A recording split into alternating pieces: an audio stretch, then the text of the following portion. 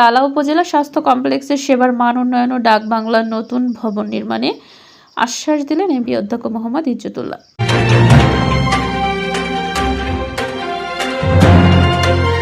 দর্শক, স্বাগত জানাচ্ছি বিবিআর নিউজের সাথে আছি আমি তাসনিম। যারা শুনছিলেন সংবাদ শিরোনাম, স্টাফ রিপোর্টার মীর মিল্টনের তথ্যচিত্রে বিস্তারিত দেখুন।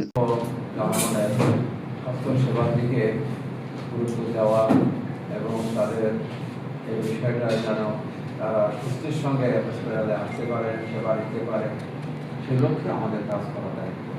জেলা স্বাস্থ্য কমপ্লেক্সের স্বাস্থ্য সেবার মান উন্নয়ন, চিকিৎসা ব্যবস্থার আধুনিকায়ন এবং ডাক বাংলোর নতুন ভবন নির্মাণের আশ্বাস দিয়েছেন উপজেলা হাসপাতাল ব্যবস্থাপনা কমিটির সভাপতি সাতক্ষীরা ১ তালাকলর আসনের সংসদ সদস্য অধ্যক্ষ মোহাম্মদ ইজ্জতুল্লাহ।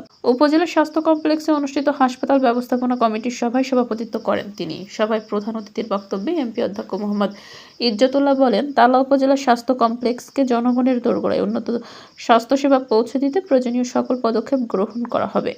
পাশাপাশি দীর্ঘদিনের দাবি অনুযায়ী ডাক বাংলোর নতুন ভবন নির্মাণেও কার্যকর উদ্যোগ নেওয়া হবে। সবাই স্বাগত বক্তব্য রাখেন উপজেলা স্বাস্থ্য পরিবার পরিকল্পনা কর্মকর্তা ডাক্তার মোহাম্মদ মামুন হাসান।